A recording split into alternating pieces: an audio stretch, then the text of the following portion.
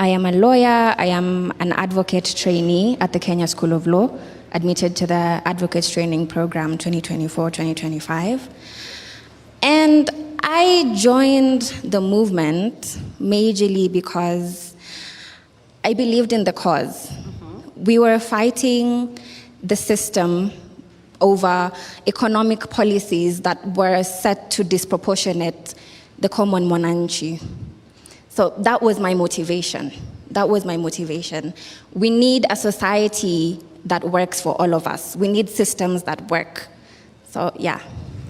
What are some of your experience, if you can recount and tell us? What did you experience?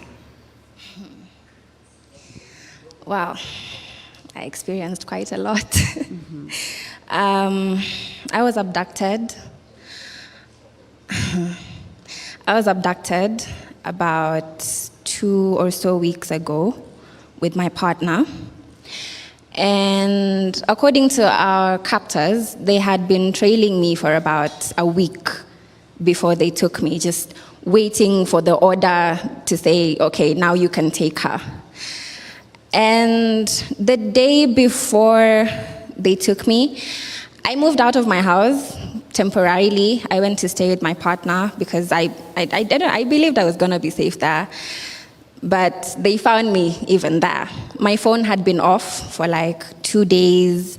I was communicating majorly with my laptop. I had my apps on my laptop. My phone was off because I had been told they were tracking me using my number. So, yeah, I was saying, sorry, ADHD. The day before they took me, I had come from school, from the Kenya School of Law. I wasn't using my phone entirely. Even the trip that I took from the Kenya School of Law to the house, my partner had to request from his phone, and I was paying for things in cash. It was crazy. I was living in fear for about a week before they took me. I was purely, entirely in hiding, but they still found me. So anyway, so at around 6 p.m. the day before, I got to the house, and something just told me, you know what, check the window, like look outside. And I checked, and I saw a silver SUV parked outside, and 3 men got out of it. So I called my partner at that time using my laptop on WhatsApp. And I told him, okay, you know what? There is a silver SUV parked outside. There are 3 guys moving around. I'm scared that they're going to take me right now. I don't know what to do. So he tells me, no, just calm down, breathe, observe, text me everything, like tell me everything that's going on. I'm on my way. So I observed them for about half an hour. They were just moving around. It was like surveillance of some sort. So they were moving around, observing the area. I don't know what they were trying to find really, but that went on for like half an hour. Then they left. And around the same time they were leaving, he arrived. I was so scared. I was rooted to one spot of the living room the entire time until he got there. Then I was like, oh, Fuchs, now I can breathe. So that evening went by. It was very calm. It was peaceful. We slept. What was your emotional state at that point? My anxiety was so bad. I was having panic attacks after every couple of hours. It was insane because the day before they had taken my friend Shadrach, so I had a feeling that they were gonna come for me next, especially if they went through his phone. Yeah, so that evening went by it was calm, it was quiet, we slept. I wasn't able to sleep much during that period because, of course, nerves, anxiety. So at around 4 a.m., I hear movements outside. So I'm like, okay, maybe it's the neighbors coming, getting home from somewhere. And I brushed it off as nothing. And then they knocked. They knocked at our door, and I brushed that off as well. But the knocking got louder and louder. And at that point, I woke him up. I was like, they're here. They've come for me.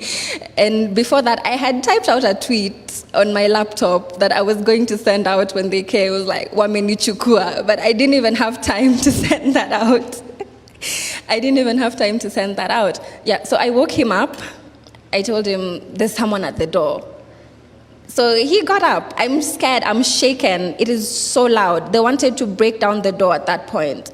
They shouted something at him in Luo, Nyerere something. He later told me it meant, open this door or we're going to break it down.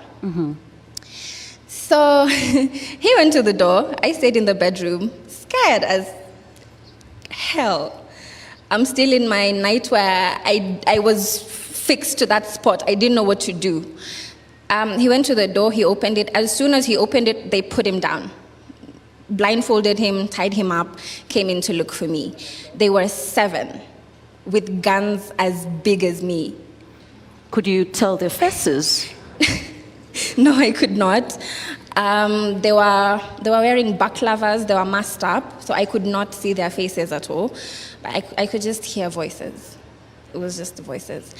So they put him down, came into the bedroom looking for me. I saw their guns and, dude, I'm very short. So when I tell you their guns are as big as me, I saw them and the first thing that came to my mind was, why are they coming to get us a little girl with military-grade weapons? I'm not a terrorist. The only thing I did wrong was use my social media and my voice for a cause that I believed in, for a cause that millions of Kenyans believe in. So I thought I told you I was still in my nightwear, so they wanted to take me like that, but one of them had sense and said, no, let her get into something that's a bit warmer, more appropriate. Yeah, they didn't even want to let me dress up. They were just standing there, watching me, waiting for me to undress and give them some kind of show. They're sick people. No, but one of them, the one who had sense, yeah, the sense was constant. He told them, okay, maybe we can give her a minute to get changed. And then, yeah. So I dressed up. I just put a t-shirt and one of my official pants on and this exact jacket and a sweater, and I took one for him as well. I didn't know they were gonna take him. Initially, I thought, okay, they're just gonna come for me and he's gonna get me out.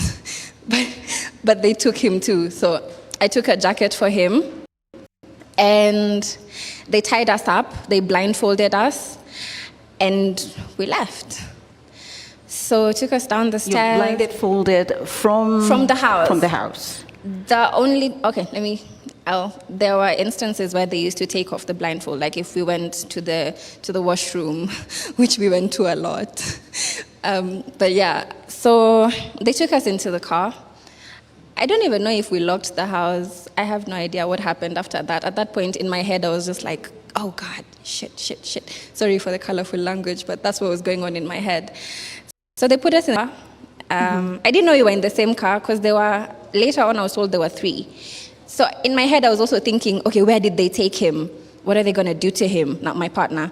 Where did they take him? And then later on, I came to realize, oh, he's right here. So calm down a bit. So they put us in the car and we drove for nearly 20 minutes, got to our destination. The entire time, these guys are hitting my head like, usijaribu kutoa your blindfold, ukitoa utanikasirisha and you don't want to make me mad.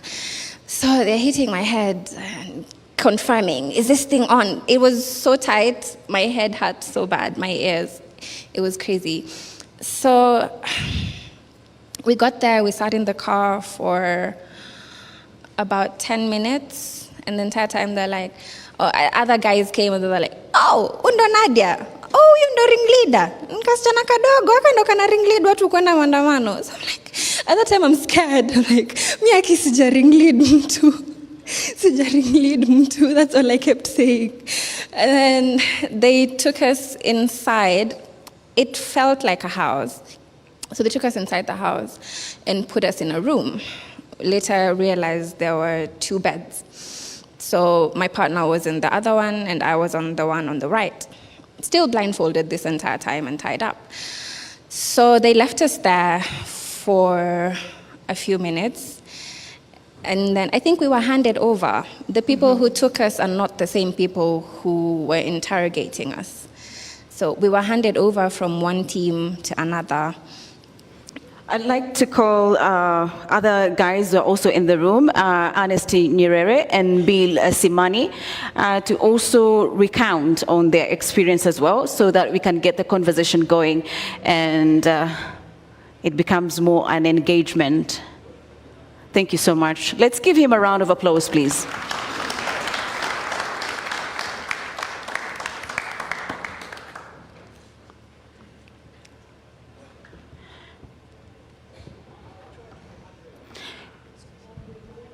Thank you so much. It's Billy, correct? Yeah, Billy. For coming on stage. Ernest will be joining us shortly. Just briefly recount for us how the experience was for you. Hi, my name is Billy Simani, otherwise known as Crazy Nairobian. Okay, for me, I think, the first guy to be abducted. So for me, it was more of a surprise. We had just come from a successful Thursday Maandamano. So on Friday, I was still asleep throughout the day. I just woke up constantly to tweet and go back to sleep. So at 3 p.m., I think it was on 21st June, I had a knock on the door. At first, I thought it was the caretaker, because that's the only person that can knock at my door. So I went to open the door. Wengine upiga simu before akuze.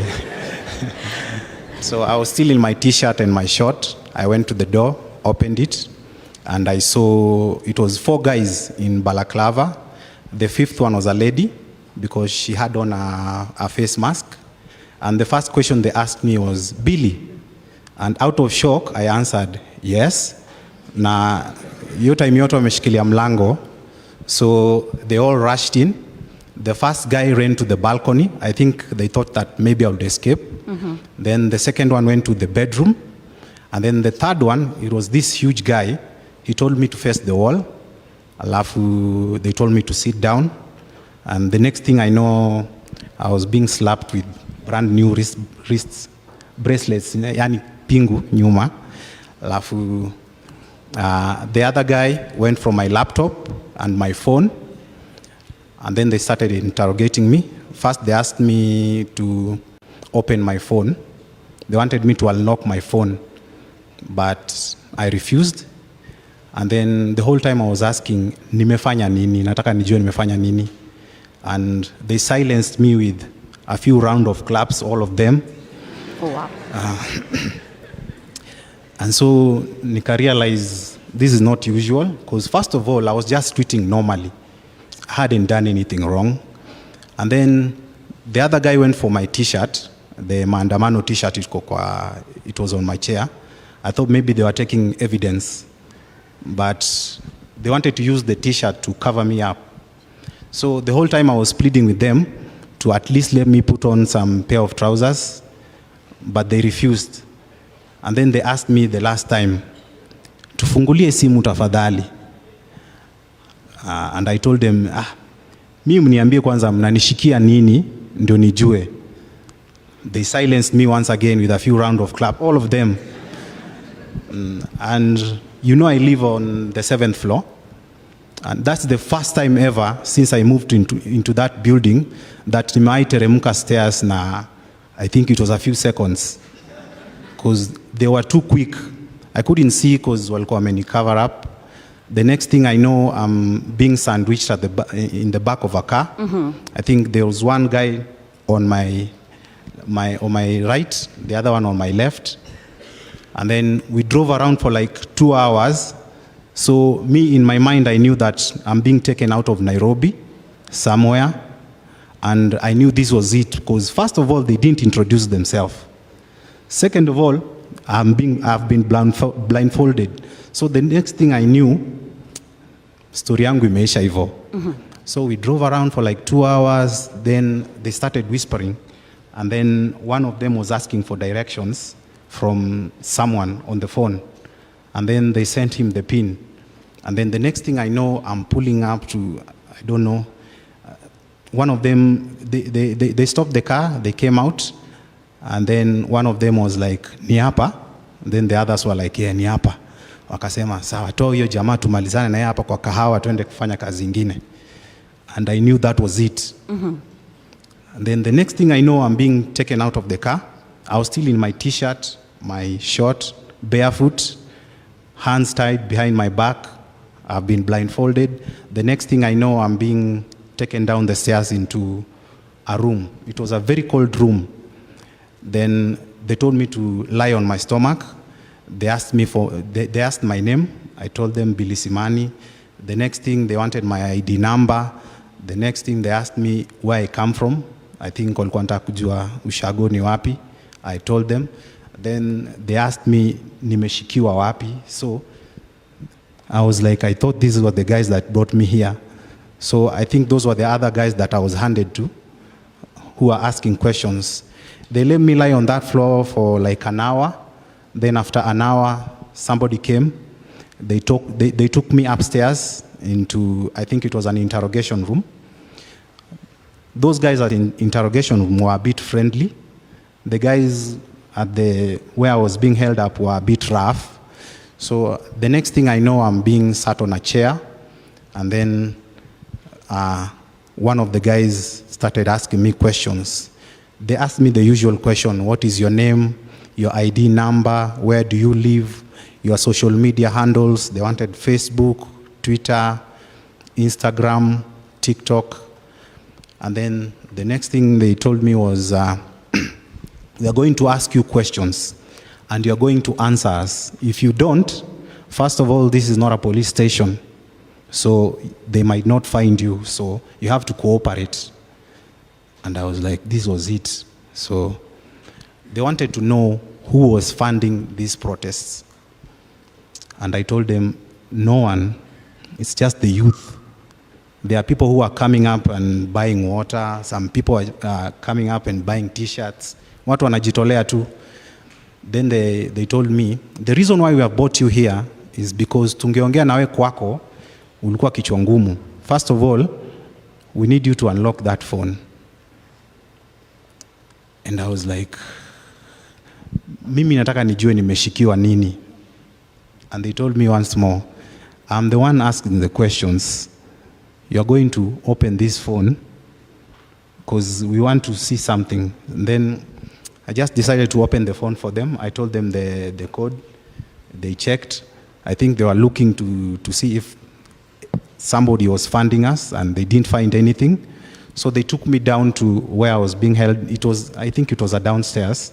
It was a very cold room. I slept there the whole night. My hands on my back, still in my short and t-shirt, the whole night. So they came for me the next day. That's when they brought in tea. And then they transferred my hands to the front. And then after tea, I was taken back to the interrogation room. And then the guy was friendly enough to ask for a blanket. And then they told me, we wanted you to fast to meditate and think about your questions first. So I think now you are ready to cooperate with us and tell us what we want to know. Perhaps, Billy, during the entire time, paint us that experience that you had that entire time, because you're talking of you being slapped at the back, you being tied up, your hands, having to sleep in a cold room the entire night. Just paint us in a minute how that experience was for you. The whole time I was trying to think, what tweet gave me out? Like, what did I say? Because the only thing I know, I was protesting like the rest of my colleagues. So I was wondering why I was brought here. And the whole entire time I didn't know why I was brought there. Like, I knew this was the end for me. So it was like a psychological warfare, because first of all, they removed the cuffs, the handcuffs, and then they replaced them with, they're called ziplock, zip ties. And the more I was struggling, the more they were tightening. So my hands were numb.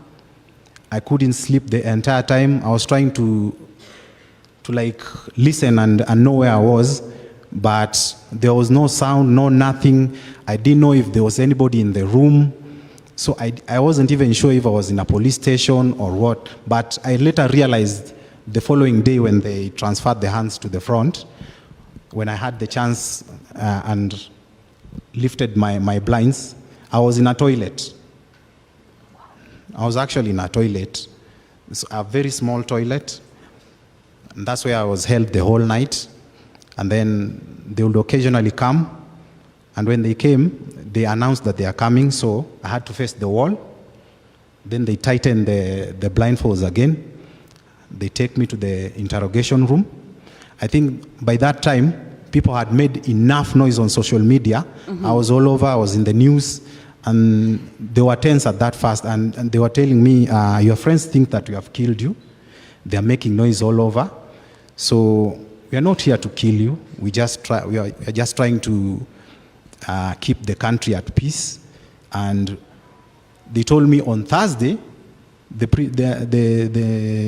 day before they arrested me, the protest was so huge, and then goons came in at around, I think, 6, 7, and they started burning a few matatus. They started destroying properties. So in their mind, they thought that maybe we were sponsored by either a politician or someone. So they wanted to know who was this that was sponsoring the protests. And that's when I explained to them that ours is a peaceful protest. That's why we have even printed T-shirts, and we have given out a memo that anybody who is going to appear in the protests, they wakuja kama wamevaa black, so that we identify each other. And then they wanted to know how we were going to ensure that the protest was peaceful. And that's why I told them to go and look at my tweets. We had previously said that everybody should use their smartphone. If you see anybody vandalizing anything, take a picture, post it, so that when they try to pin the distraction on us, we at least have evidence. So they went through my tweets and they saw everything that we are telling people. We had even posted how people were supposed to conduct themselves during the peaceful protest. And I think that was what helped me to be alive right now. Thank you so much, Billy. Ernest, karibu sana to the podium.